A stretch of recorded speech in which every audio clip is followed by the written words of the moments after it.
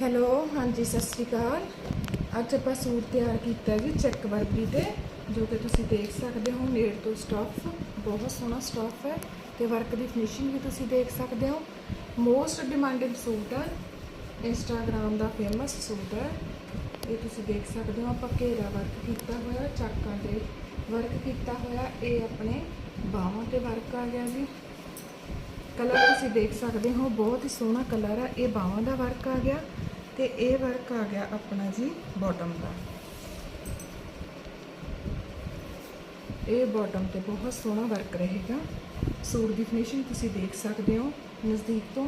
ये दुपट्टा आप रेडी किया जी, टाई डाई का दुपट्टा बहुत ही सोहना लैसिस के नाल फिनिशिंग किया होया। इस तरह की लैस लगा के आप फिनिशिंग की हुई है तो बहुत ही सोहना 2.5 मीटर का खुला डुला दुपट्टा ये रेडी किया।